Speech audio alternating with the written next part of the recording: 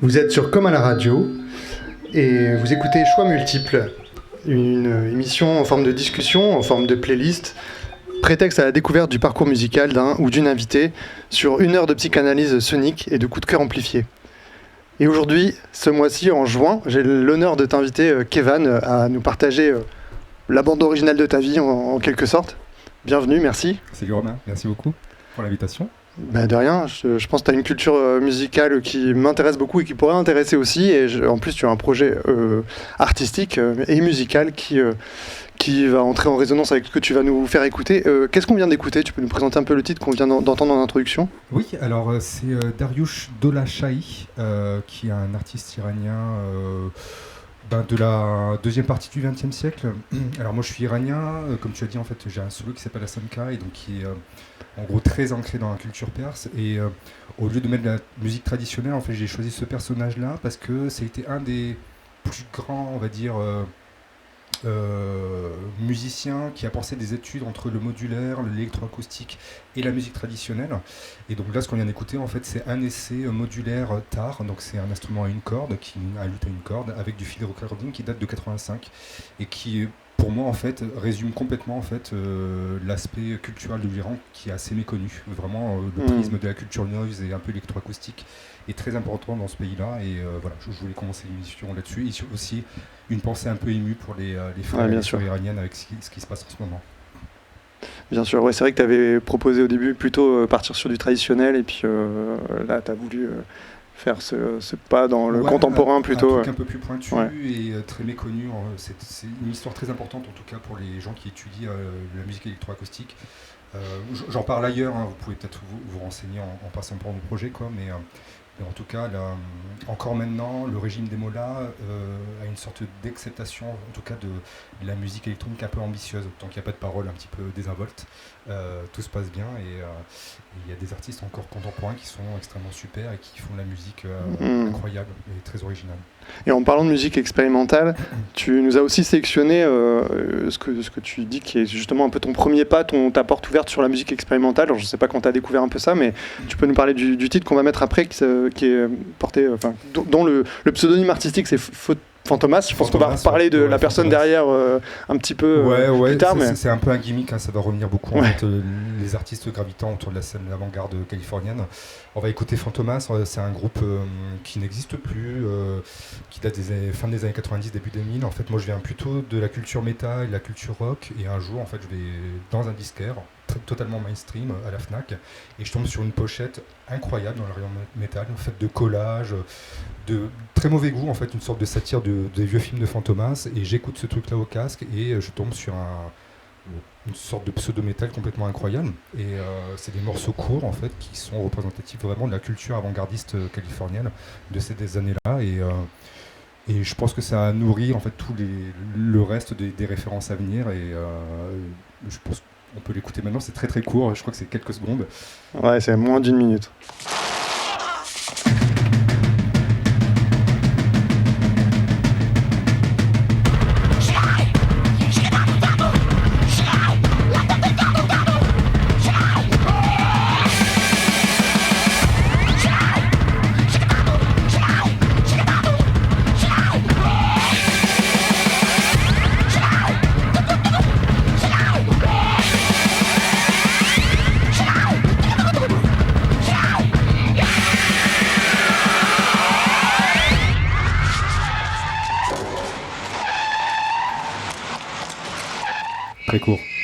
Très court, Page 9, 11 Frames de Fantomas. Ouais, le premier album qu'ils ont fait qui s'appelle Amenaza El Mundo, qui était une vraie claque en fait, des collages complètement incongrus et surtout la voix incroyable de Mike Patton, le chanteur. Je n'avais jamais entendu ça de ma vie en fait, de chanter par onomatopée avec autant d'écart dans les notes et dans les fréquences. Ça m'a mis une vraie claque, je pense que, et ça m'a du coup donné envie d'écouter d'autres choses de cet artiste-là. Et en l'occurrence, Mike Patton, Enfin voilà, il y a un petit fil rouge là en début d'émission, mais ouais. qui fait partie aussi de Mr. Bungle. On va écouter du coup un titre qui a l'air d'être un peu important pour toi en tout cas. Enfin comme tu disais en introduction, toute cette scène-là de toute façon, pour toi personnellement, et puis aussi qui a nourri ton projet Asanka, qu'on vous invite à l'écouter, parce que tu ne nous as pas proposé d'écouter ton propre groupe pendant l'émission, mais on en reparlera en fin d'émission, on donnera des références. Mais oui, donc tu nous as sélectionné un titre de Mr. Bungle, du coup, même scène un peu californienne, entre le rock et qui mélange beaucoup de styles et d'esthétique en fait. Beaucoup de styles. Ce qui est propre à Mr. Bungle et ce qui m'avait aussi beaucoup touché, et encore maintenant ça m'émue, enfin c'est très émouvant, c'est que je pense qu'ils ont signé un petit peu la fin du langage, en tout cas de la fin de l'écriture musicale. C'est que par l'hybridation des genres, la manière de performer, d'inclure dedans la musique improvisée, vraiment d'investir tous les champs de la musique contemporaine. Ils ont un peu plié le game et j'ai jamais vu un groupe qui faisait ça aussi bien. Alors il y a beaucoup d'itérations en fait de Mr. Bungle, même des groupes contemporains qui s'inspirent d'eux. Je pense relever un petit peu de ça très modestement, mais ça reste encore pour moi un groupe assez pionnier qui n'a pas son pareil. Et alors j'ai choisi Ars Moriendi parce que je pense que c'est l'un des morceaux les plus accessibles. Ça part beaucoup en live tout le temps, ça va piocher un peu dans tous les genres et vraiment dans toute l'histoire. Oui, déjà dans ce titre on entend les revirements d'esthétique, de style. En tout cas c'est un très très bon portail pour essayer de rentrer dedans et puis accueillir le groupe et puis aller plus en profondeur sur les 3 seuls albums qu'ils ont produits, parce que ce groupe-là n'existe plus ou moins. En fait, ils font des tournées encore, mais en termes de création, ils n'ont rien sorti depuis la fin des années. Enfin, je pense que c'est milieu des années 2000. Voilà, c'est un groupe incroyable, unique, que je vous propose de découvrir. Qui a démarré dans les années 1900. Alors, ils ont fait une démo au tout début des années 80, et je pense que c'est la fin des années 80 qu'ils ont commencé à sortir leurs vrais albums, EP puis LP. Et je pense que j'en parlerai encore une fois sur les titres à venir, parce qu'il y a tout le temps des rebonds à partir de Mr. Bungle. Mais il y a un vrai travail scénique et de virtuosité autour de ce groupe-là qui est assez singulier.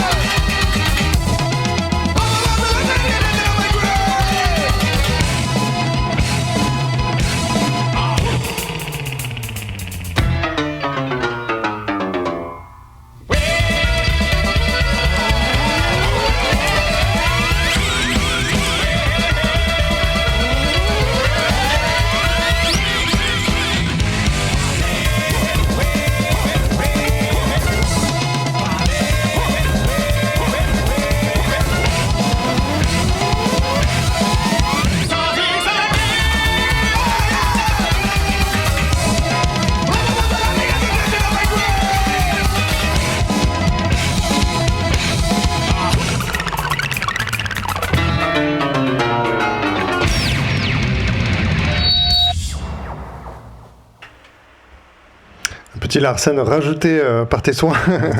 Ouais, je me doute. Et donc ça, on a écouté Mr. Bungle.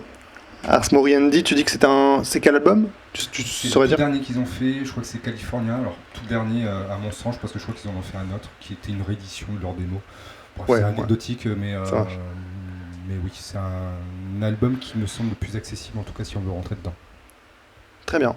Et dans Mr. Bungle, il y avait Mike Patton que tu nous as présenté sous le nickname Fantomas, qui est le chanteur. Ouais. Donc qui est dans Fantomas et Mr. Bungle, qui a cette voix incroyable, de crooner complètement dingue. Et il y a aussi Trace Prince, je sais pas comment on prononce. Trace Prince, qui est une figure très importante dans Mr. Bungle et aussi dans cette vague d'artistes californiens un peu révolutionnaires. Et qui a lancé un projet fou un peu. Je pense que c'est lui qui a la tête de. Alors, si vous connaissez bien Igor et que vous aimez bien Igor, c'est la petite tête qu'on voit jouer de la guitare dans son dernier clip. Okay. Tous les gens qui font de la musique un peu curieuse se revendiquent un petit peu de Trace Prince. Et Trace Prince, en fait, moi j'ai beaucoup d'affinités pour cette personne-là, parce qu'il a été marié avec une Iranienne, il a fait ce groupe-là complètement dingue dans les années 90 qui s'appelle Secret Chiefs 3. Donc Secret Chiefs 3. Voilà, les chefs secrets 3. Je crois qu'il y a un truc un peu du conspirationnisme, il y a un truc qui tourne autour de l'impact de la CIA justement sur ce qui est devenu le Moyen-Orient. Ouais, et puis il a créé des espèces de sous-groupes dans son groupe, une petite société secrète un peu ça, quand même. Avec beaucoup de formations satellites, des messages cryptiques dans chacun de ses albums, des têtes aussi qui tournent chez ces musiciens. En fait, il y a des choses assez curieuses. Et on est dans quelles années là? Pardon. Années 90, il me semble, pour les premières démos. Et ce qui est assez touchant, c'est que... Alors, ça m'a beaucoup inspiré. Enfin, moi, je me revendique de Secret Chief, j'ai rien inventé, à part si j'ai des trucs un peu originaux sur mon live, la manière de performer, de consommer mal du tri, etc. Mais clairement, en fait, je fais du petit Secret Chief et j'ai été validé d'ailleurs par Trey, parce que j'ai ouvert plusieurs fois pour ce groupe-là. C'était un honneur, je pense que j'aurais pu mourir juste après ça. À quelle occasion, du coup? Très concrètement, j'étais très fan et c'est ce qui m'a valu en fait de rentrer dans leur catalogue. C'est mon tourneur du coup qui calcule sur de mes dates. En fait, pour l'anecdote, j'étais très fan de ce truc-là. On se parlait par mail avec Trace Prince et il connaissait mon travail justement de détournement de lutherie numérique iranienne. Et je lui avais demandé si je pouvais pas ouvrir pour lui sur sa première tournée européenne. Il m'a dit gère ça avec mon tourneur. J'ai écrit à ce tourneur-là qui s'appelle Madame Macario et je lui ai dit écoute, si j'arrive à ouvrir pour lui, je te suce ta bite. Ce qui s'est jamais passé, mais en fait, le mail lui a fait tellement rire et il connaissait un petit peu mon travail qui a fait que il m'a fait confiance. Et j'ai pu un petit peu être coopté par cette vague-là, en tout cas de musiciens californiens. Toi, tu as un solo, du coup, on rappelle, qui s'appelle Asanka. Voilà, c'est un solo de musique rock très bizarroïde, qui est écoutable, très dansant, mais qui va un petit peu... oui, je peux témoigner, ambitieux. C'est vraiment entre la noise et le folklore, quoi. C'est très populaire au sens dansant, moi je trouve, dans le live, et des fois ça part en vrille. Les gens sont un peu surpris. C'est vraiment le grand écart cool. Et il y a ce truc-là, effectivement, d'importer en tout cas du folklore, de la texture et des instruments iraniens, et d'en faire quelque chose d'assez unique en les détournant, en fabriquant moi-même les logiciels qui vont avec, et en augmentant cette lutherie-là. Et tout ça pour dire que Secret Chief là, ne font pas ça, mais côté musical, ils font mieux, ils font clairement mieux. Et oui, en fait, ce qui m'avait touché aussi à l'époque, juste pour finir à écouter simplement le titre, c'est que tu sais très bien que moi j'ai une sorte de détestation des réseaux sociaux, ça c'est un autre sujet. Oui, vous aurez du mal à te trouver sur les réseaux sociaux. Cherchez plutôt sur Bandcamp. Vous me trouverez là, mais ce que j'avais commencé à faire quand j'avais commencé à étudier un peu le sujet, c'est que j'étais sur MySpace et le premier truc que j'avais remarqué sur MySpace, c'était le seul groupe dont les copains de copains de copains qu'on affiche en fait dans la première page, ce qu'on appellerait maintenant les followers, c'était uniquement de la littérature. C'était que la littérature. Et ça m'a fait revenir en fait dans les premiers récits mystiques, les premières épopées iraniennes, parce qu'en fait c'était les seuls trucs qui mettaient en avant. C'était pas de la culture musicale, c'était pas des amis par opportunité, c'était vraiment leur bibliographie qui nourrissait en fait les écrits et la musique qui composait. Une manière d'afficher vraiment son univers artistique. Exactement. Quoi. Ouais. C'était assez fort.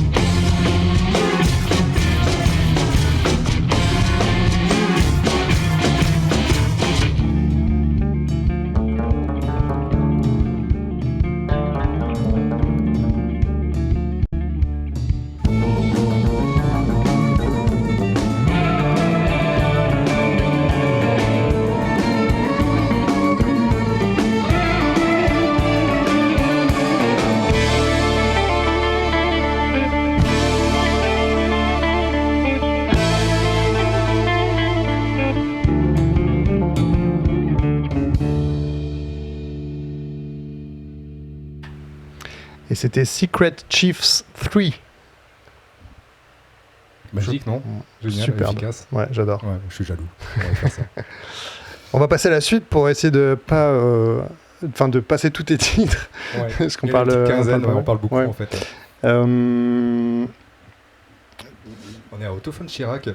Vas-y. Ouais. Tu veux que je l'introduise? Alors, Otto von Schirach, juste pour dire un petit peu le fil conducteur de l'émission, tu m'avais demandé de faire un truc un peu progressif sur ce qui m'a influencé, ce qui m'a un petit peu... ce qui a construit un peu mon projet.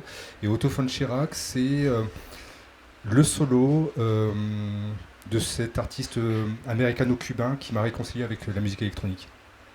J'ai découvert ça, encore une fois, sur un label en fait qui est issu de Trace Prudence, Mike Patton, etc., qui s'appelle IPCAC. Et c'était un des premiers albums vraiment estampillés, genrés, musique électronique. Et j'ai écouté ça et j'ai juste été sidéré. Et je l'ai vu après en live et j'ai jamais pensé qu'on pouvait faire ça avec de la musique électronique, d'être aussi présent sur scène avec un micro, et ça va d'une certaine force qui est liée au black metal et parfois à du burlesque qu'on peut retrouver dans les shows queer. Enfin, c'est complètement dingue et je recommande tout le monde à aller voir Otto von Schirach parce qu'il est encore actif, un peu moins maintenant, mais c'est vraiment pour moi l'axiome qui réunit le breakcore et la musique électronique dansante. C'est juste hyper efficace à chaque fois. Et là, on est à Miami. On va écouter un titre qui date de 2015, si je ne me trompe pas. Ouais. Donc, Otto von Schirach et c'est Begging the Dead. This shot is called shove the glue secret up your ass and tickle your motherfucking prostate.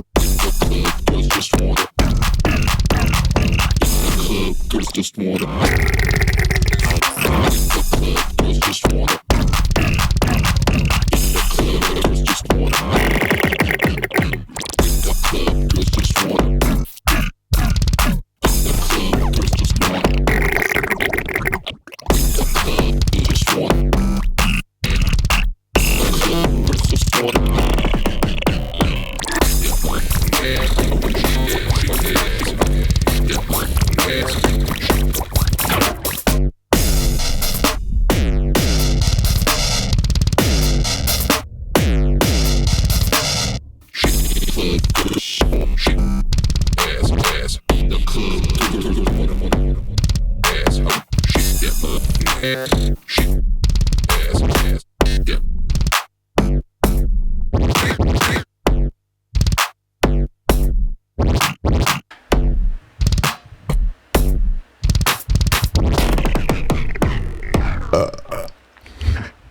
petit rajout, faut le dire.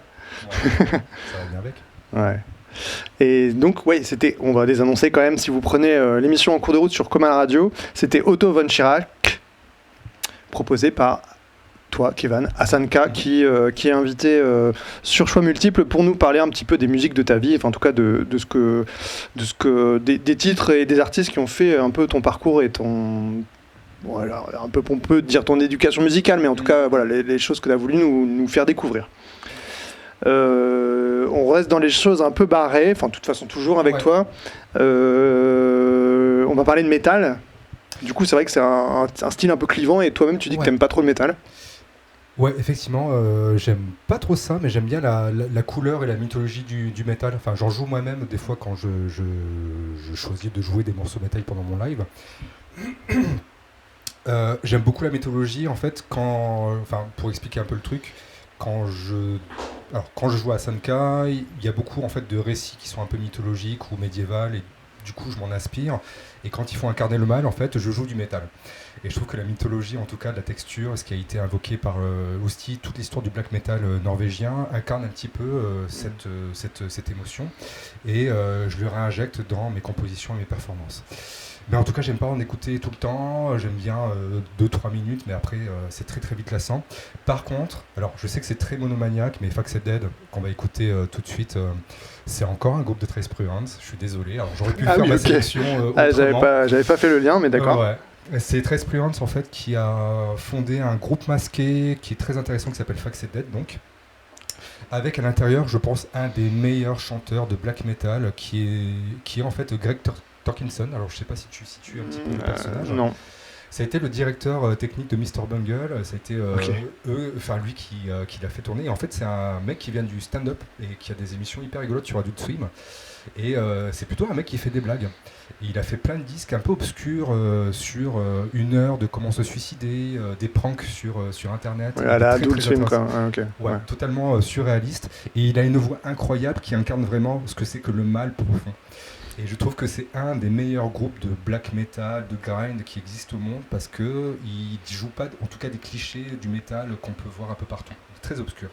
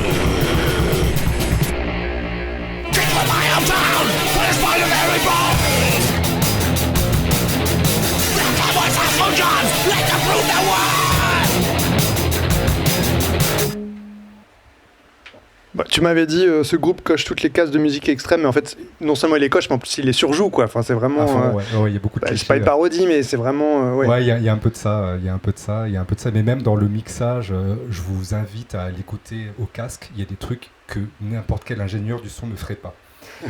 Oui, c'est l'antithèse de ce qu'il faut. C'est des niveaux qui sont pas bons, une stéréo qui est pas assurée. Bon, bref, c'est très très bon.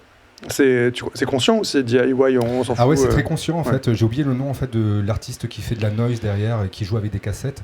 Lui en fait remixe dans le live tout ce qui se passe sur scène. Il en fait un bordel sans nom et c'est très intéressant. Ok, c'était Faxed Head du coup et le titre s'appelait Rest Stop Cleaning. Et maintenant, on va virer un peu de bord. On va changer, on va partir de Miami et de la côte. Un peu plus doux. Tu veux que je l'introduise ? Oui, tu me parles de surf music, mais de Russie aussi. Ouais. Alors, j'aime beaucoup la surf music. Il y a un truc qui est assez incroyable avec la surf music, c'est que c'est un peu international. Donc, la surf music, tout le monde voit les Beach Boys, les années 60. Et en fait, ce qui est assez chouette, c'est que la surf music, c'est plutôt une technicité qui vient de brancher une guitare électrique et de mettre une reverb à fond sur un ampli. Et ça, en fait, pour les musiciens les plus cheap du monde entier, ça a parlé et ça a eu des échos en Iran, en Égypte, au Moyen-Orient, en Inde et en Russie, où il y a une grosse scène de surf music. Et là, j'aimerais beaucoup parler d'un groupe qui s'appelle Master for Formula. Alors là, on va pas écouter vraiment de la surf music à 100%, mais c'est un duo qui est composé de Oleg Guitar King, si je me souviens bien, et Oleg Kostro. Donc deux pionniers en fait de la musique expérimentale contemporaine russe. Et qui a un groupe qui s'appelle Messer for Formula, et ils jouent vraiment des codes de l'USSR, de l'Union soviétique, du collage, des anciens synthés, et ils en font une surf music vraiment extrêmement drôle, douce, parfois easy, disling. Et l'autre groupe, un peu qui en dévie, qui s'appelle Messer Shops, est vraiment l'un des groupes de surf music que je préfère au monde, qui est juste... très puissant, techniquement extrêmement bon.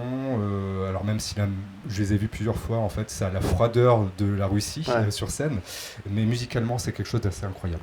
Ok, on écoute le titre Best Girl in the USSR. Guten Tag. Moin, wohin geht's, Fräulein? Bitte schnelle zur Regatta nach Duisburg. Duisburg? Ja, Duisburg. Wird gewacht. Bitte schnelle. Also.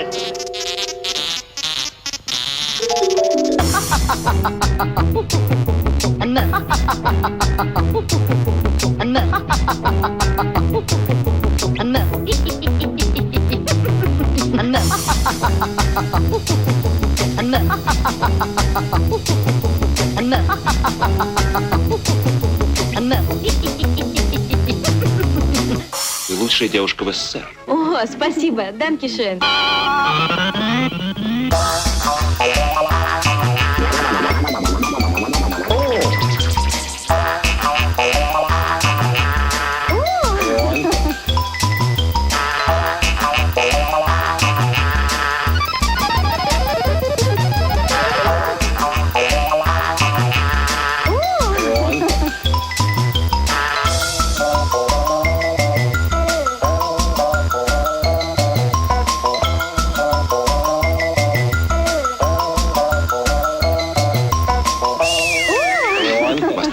Глаза в СССР.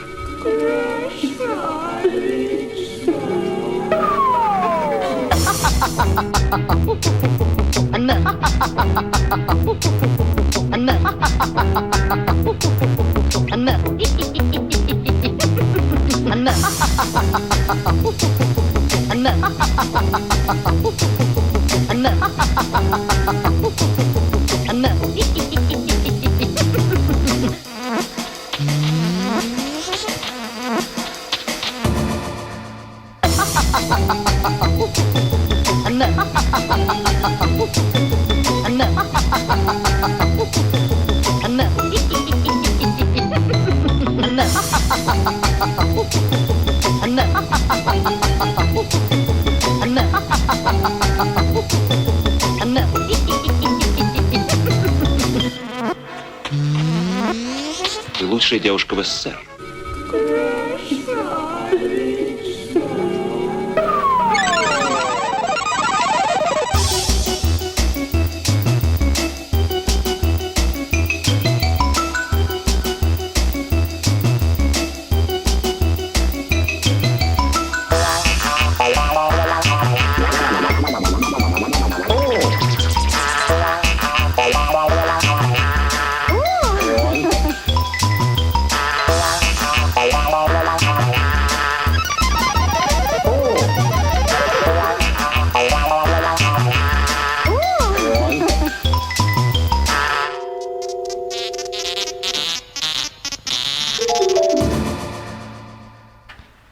C'est très entre musique d'ascenseur et cartoon, quoi. Ouais, tout passe super bien. En tout cas, ce titre. Ouais.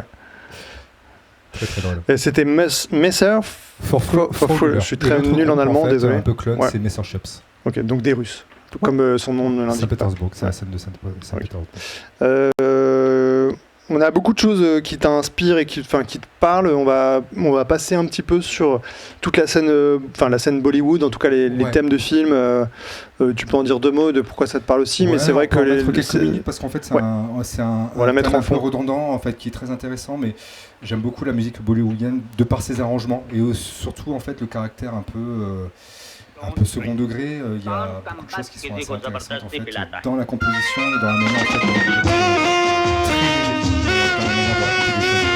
en fait c'est un morceau de Raoul Perlman qui est un boss de Bollywood, qui a un extrait d'un film qui est assez rigolo, qui s'appelle Take a Bottle to Boggle Mine. Ça veut dire toujours avoir une bouteille à côté de soi. Et des mimiques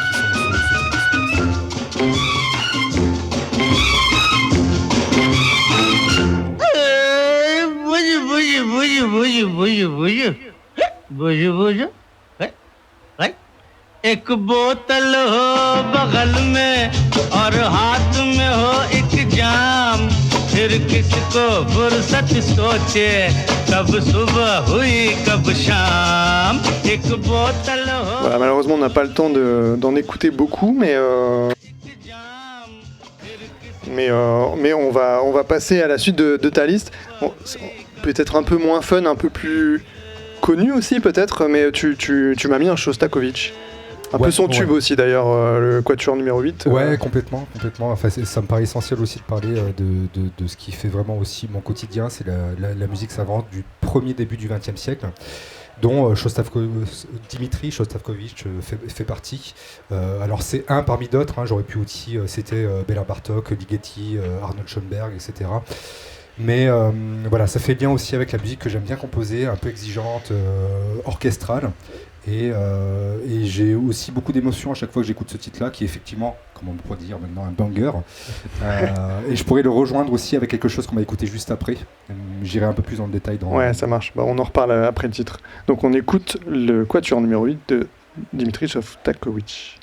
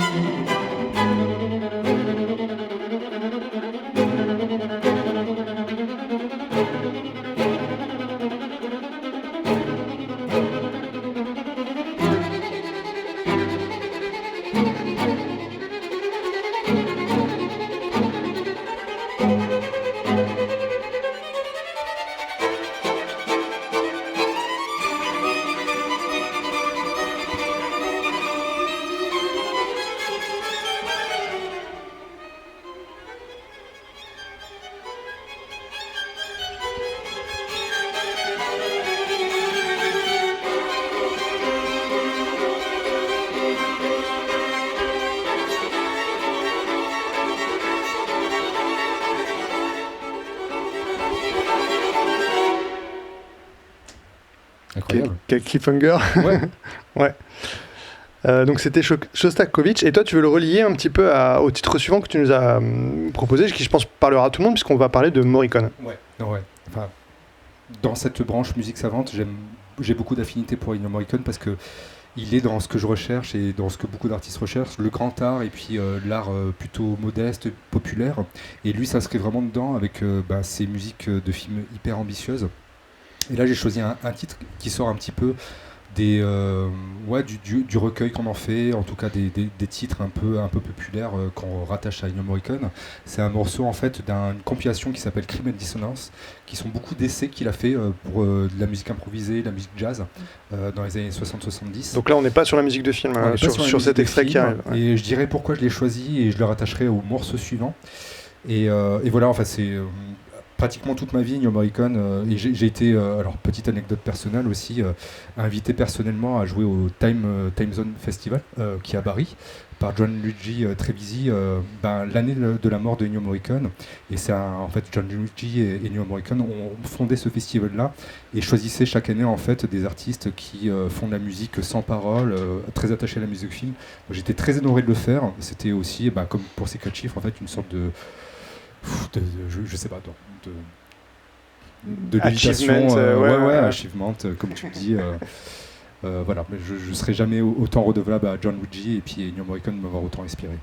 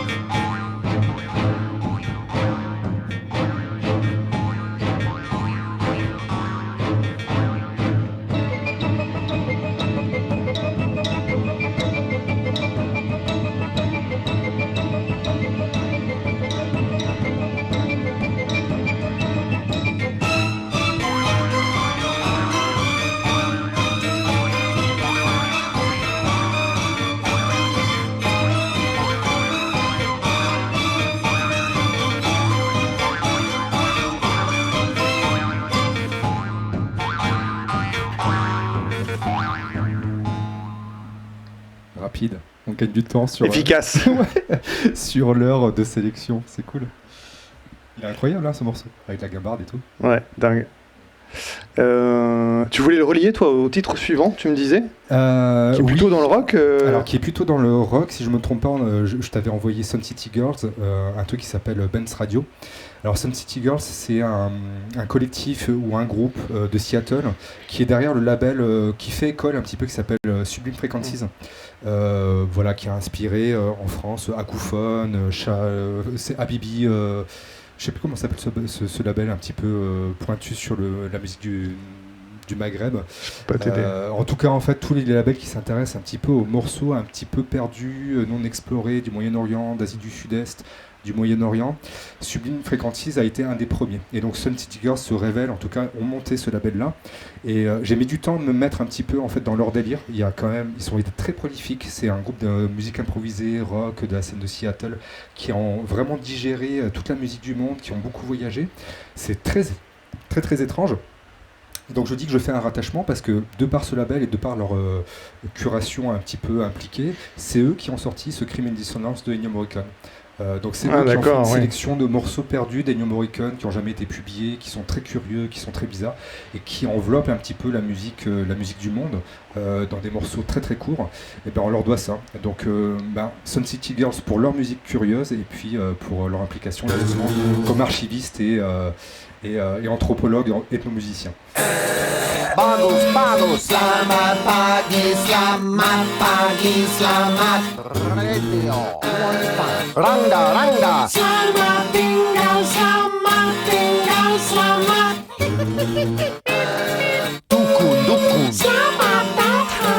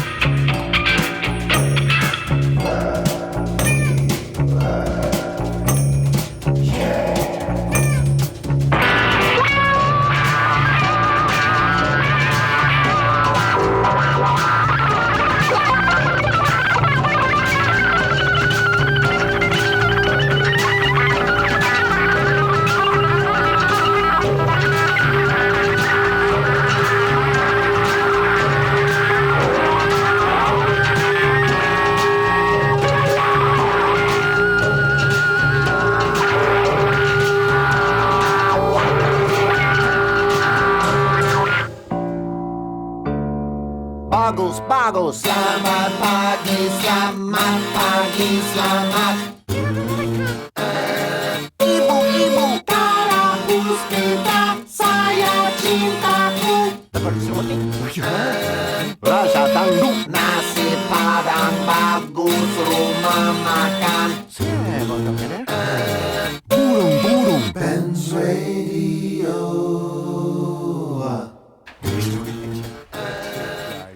Sun City Girls. Tu m'as dit qu'ils étaient... Seattle. Ok. Seattle, c'est un groupe qui n'existe plus depuis 2007. Eh ben écoute, on arrive à la fin de l'émission. Ouais. Déjà, avant de passer à la suite et de parler de tes coups de cœur et tes copains de tournée, on va voir ce qu'on peut passer dans le temps qui nous reste. Mais je voulais remercier aussi déjà d'être venu. Merci Hassan K, du coup, avec un H, 2 S et un K. On te retrouve sur Bandcamp, sur les plateformes de streaming aussi, j'imagine un petit peu.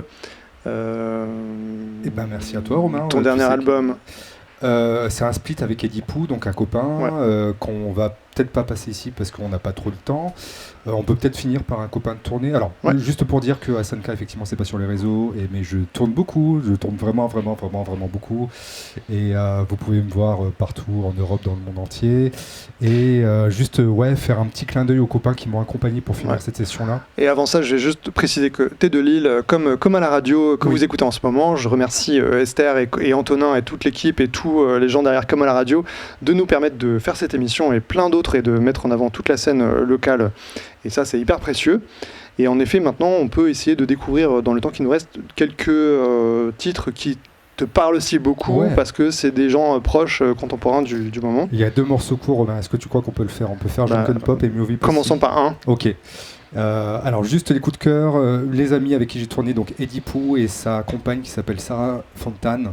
Qu'on va pas écouter ici mais que je vous invite à écouter. On va écouter Drunken Pop qui est mon ami de cœur, mon frère de tournée, avec un album de rap qu'il a réalisé il y a quelques années qui est le plus sulfureux que je connaisse, et on voit si on a un peu de c'est ça. place. On mettra les références de ce qu'on n'a pas eu le temps de passer sur le replay sur SoundCloud.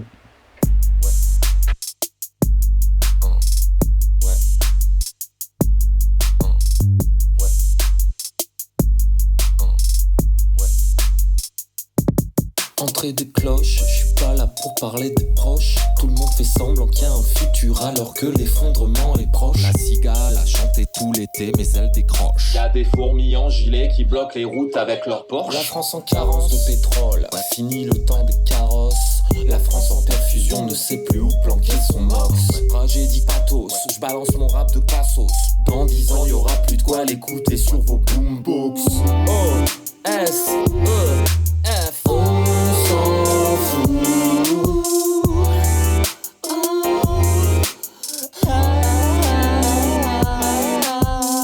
O, S, E, F, on s'en fout. On s'en bat les couilles, frère. Sur 20, je m'achète un flingue, je plante cette carotte et je m'achète un flingue. C'est fatal, je creuse mon bunker dans le Cantal. Je m'achète un flingue, j'enterre ma cagnotte et je m'achète un flingue. Je me prépare à la bataille contre les racailles. Je peux pas spoiler mais j'ai vu le film sur Netflix. Apocalypse, le scénario qui aimait les Bagdines du dernier Astérix. Personne veut changer de disque, je me prépare à la Rix. Planter des carottes est une idée fixe. O, S, E, F, on s'en fout. On s'en bat les couilles frère. Sur 20, O, S, E, Il faut aller le voir en live, c'est un vrai stand-up ce mec. C'est pas que de la musique, c'est extrêmement drôle et très puissant. Drunken Pop. Qui est d'Avignon. Ok. Qui est d'Avignon, mais avec qui je tourne assez régulièrement, donc possible de le voir sur l'île. Très bien. Et est-ce qu'on enchaîne dernier mot ? Oui, bien sûr. Alors, 2 mots sur les coups de cœur que je t'avais filés. Alors, on va pas écouter Otai Oni, mais qu'on peut peut-être épeler et mettre sur la playlist qui va être Otayyonii. Alors, Otayi espace Onii. Exactement. Alors, j'insiste dessus. Elle est vraiment notée. C'est la prochaine Björk. Depuis des années, en fait, elle a une voix incroyable, elle fait son propre son, elle est chinoise, elle chante en mandarin, et c'est juste une perle totale. Et je voulais la mettre parce que du coup, il n'y avait pas assez de filles quand même dans ma sélection, et c'est une des grosses perles du dernier... Elle me fait pleurer quand je l'écoute. Et on va finir par Miovi Pussy, qui est ma grosse claque, en tout cas en termes de performance, qui est un duo de 2 filles plus un Yel, qui sortent plutôt du milieu queer, gabber, finnois, qui viennent aussi du cirque. La mise en scène est incroyable. Ils s'attachent les cheveux, ils font des pirouettes, ils ont des captures partout sur le corps, et c'est extrêmement agressif. Et j'en ai pleuré aussi quand je les ai vus en live au Guessou Festival à à Utrecht. Si vous voyez leur nom passer, allez-y sans réfléchir, c'est juste incroyable. Miovi Pussy. En un seul mot. Voilà. Et on vous scène j'ai dit islandaise, mais c'est pas islandaise, c'est finnoise.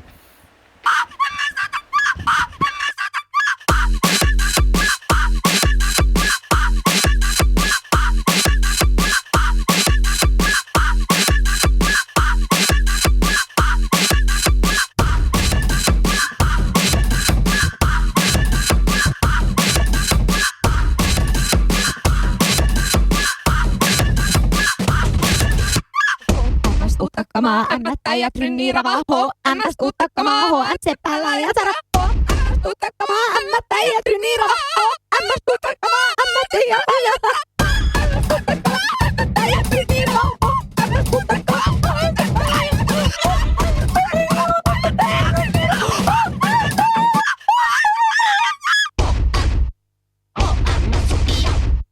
lisää kamaa, pakko nyt vaan saada. Joten tarvitsen sun pahosuja.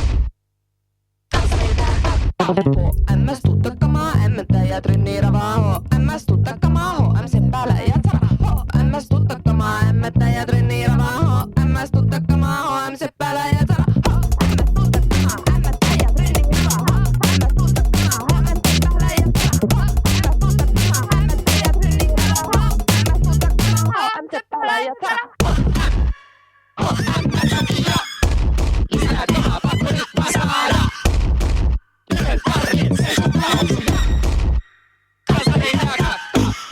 MS tuttakamaa, MT ja trynniä ravaho. MS tuttakamaa, MC päällä ja saraho.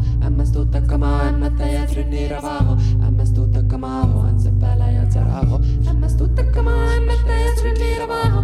MS tuttakamaa, MC päällä ja saraho. MS tuttakamaa, MT ja trynniä ravaho. MS tuttakamaa. Tynnereitä ja nyssäköitä ja nännereitä ja nunna. Tömpeleitä ja volveita ja pirstaleita ja kuppa. Kuppiloita ja nappiloita ja vohveleita ja torveloita ja kahveleita ja muhveleita ja puhveleita.